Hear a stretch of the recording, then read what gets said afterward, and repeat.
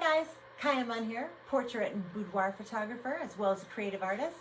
Today I want to talk to you about hard light versus soft light, what the qualities and differences are of those lights, and why we bring them into consideration when we're choosing what types of modifiers we want to work with.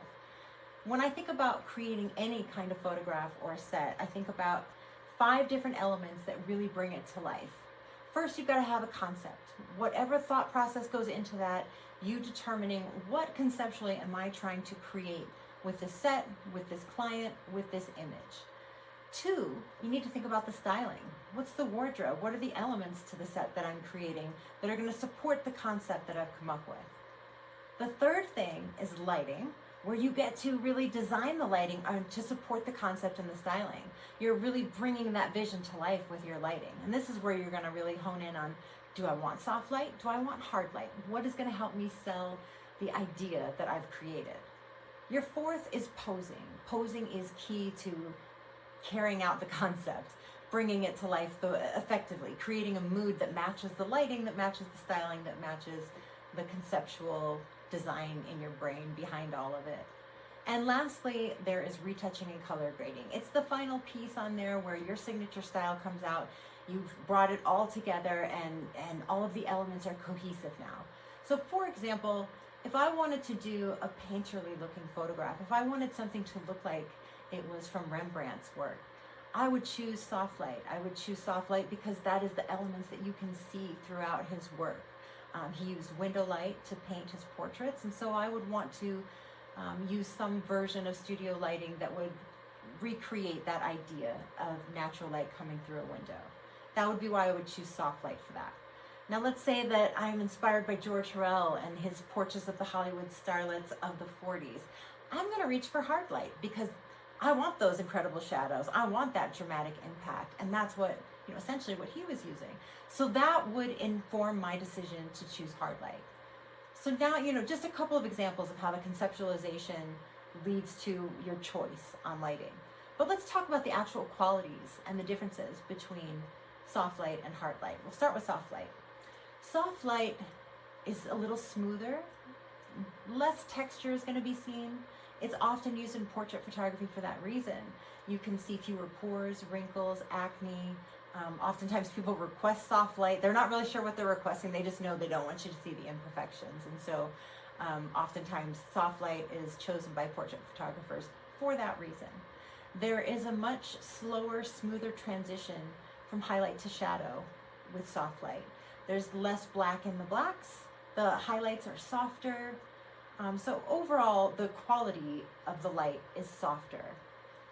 With hard light, there's higher contrast. The blacks are deeper, the highlights are brighter. There's a much quicker transition between your lights and your darks in the picture. So the shadow play is really intentional with higher contrast, hard light images. So you could choose either for drama. Drama's not necessarily just hard light, just as portraits are not necessarily just soft light. It's really also about the placement, where you place the light. So I can get a lot of drama out of a soft light source if I'm going to take it up high overhead and have my subject posed in a way that creates more drama in the scene, and the light will cast more shadows. Even if they're softer shadows, utilizing the different positioning of the light can really help you to create that. With hard light, I can modify it so that it becomes a softer light if I want to be intentional about not having it be as rich with the contrast and the difference from shadows to light. So there are ways to do that. Let me give you some examples of some soft light sources so that we're on the same page about what we're talking about. The umbrella family, large umbrellas, extra large umbrellas with diffusion, those are great soft light sources. Your octoboxes, varying sizes. I have a 3-foot and a 5-foot. Those are incredibly soft, beautiful sources of soft light. Soft boxes that are rectangular, all different shapes, strip boxes that have diffusion. Some of these soft boxes and octoboxes have double layers of diffusion, so those are even softer quality of lights. Anything that you bounce, it can be a soft light. So if I'm bouncing a light into a V-flat, that V-flat now becomes my actual main light source, and the light coming off of that V-flat back to me or my subject is now the main light source, and that can be really soft. So diffused light Bounce light, another diffusion would be a scrim, like an 8x8 scrim. That's a beautiful way. Or you could even, cheat a little bit if you don't have that scrim or room for that scrim, which a lot of people do not, is you can do a semi-translucent sheet. You don't want it to be opaque. That's a little harder to get the light through, but you could do a bed sheet and hang that and put the light behind it and come through that. You could do a couple of layers of that. Another way to soften and diffuse light is window light coming through. You can add sheer curtains. I usually add a couple of layers of sheer curtains, and then I can pull back and adjust it for how many I need to achieve the look that I want. So I hesitate to say natural light is soft light because it's just not accurate. Natural light is all kinds of light. If you've ever been outside at high noon and looked up at the sky or taken pictures, you're going to know that it's not soft light. That is very harsh light, casts dark, deep shadows in the eyes. It's about the positioning of the light, which is what we were discussing earlier. So natural light can be all of the above. Another quality of soft light is typically the color white, meaning your diffusion can be white. If you're bouncing into a V-flat, you don't want to bounce into the black side. That's a flag. It'll absorb the light. You want to reflect the light back by using the white side. Talking about reflectors, if you're using an actual reflector as fill placed under the subject, you're going to want to use the white side for a softer fill light. If you're outside and you're looking to create a large soft light source, look for a big white wall, for a white car, for sidewalks. Any of those things will reflect light back and become a larger light source, which is going to produce softer light. You may have heard this saying that the larger the light source is relative to your subject, the softer the light. And that phrase is completely accurate based on the subject's perspective. So the larger something is, and the closer it is to your subject who's being photographed, the softer that light's going to be. So you can also modify the softness of even a soft light source by its placement being closer or further away from the subject that you're illuminating.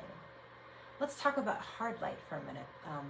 I love both, but hard light I think gets a bad rap, so I'm happy to talk about it here in this video. A bare bulb is pretty much as hard as it can get. Right? It has no modifier whatsoever. Not only does that mean the light's just going to spread and go everywhere, but it's hard. It's not being diffused, it's not being bounced, it's not being contained in any way, shape, or form. A zoom reflector is usually what comes with a kit if you're buying a kit.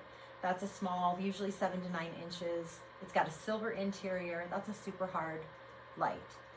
Silver, as we talked about with the white, if you want to have more pop, more crispiness to your light, and you were doing a reflector, you would use the silver side to get that sparkle. And oftentimes I do use a silver reflector to gain just that, a little extra sparkle catch light in the eyes. Other hard light sources, one of my favorite modifiers ever is the Magnum reflector. I'm absolutely in love with it. I use it in a ton of my work, fashion, portrait, boudoir, all of it. I love it.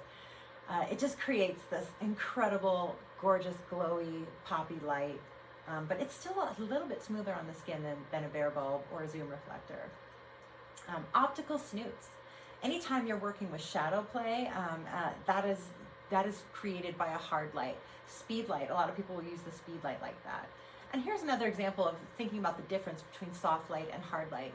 If you're at a party and there's a photographer in front of you and they've got a speed light on top of their camera and it's pointed directly at you and they take the picture, you're going to look much brighter. It's direct light. It's not going to be as flattering, just out of camera, but that is direct, bright, hard light. If they modify the speed light, if they turn it upwards or to any kind of diagonal and they put some type of diffusion over it and then they bounce it, it's going to become much softer light because of those changes in the quality and the changes to the modifiers that you're using. So soft light and hard light are very, very different, but I think that you, number one, definitely want to master both, and number two, fall in love with both because they do different things. And if you only love one and use one, then you're so limited in being able to create something of a different genre, something of a different concept, which is where we go back to with, it all starts with a concept. And I don't want to come up with an amazing concept and not be able to pull it off because I only have one type of light and knowledge about only one type of light. So whether you decide you want to work with soft light to begin with or hard light, that's up to you and should be supported by the genre. I encourage photographers to always try to establish, where am I going to work? What piece of the field am I in? What is my genre? Because that should inform your gear decisions, including your modifiers, and whether or not you're going to be working more with soft or with hard light. So if I'm a wedding photographer, my gear is going to be exponentially different than if I'm an in-studio portrait photographer. It should be because of my subjects and what I'm shooting. My lenses perhaps could be different based on that as well. And certainly the modifiers that I'm choosing are going to be different based on what type of photography you're doing. So when you consider hard versus soft light, think about the different qualities, think about the different positionings, the different interiors of your modifiers. Remember to think about the fact that you can dramatically alter the appearance of the light source based on whether or not you're diffusing it, double diffusing it, bouncing it, whether it's indirect or direct.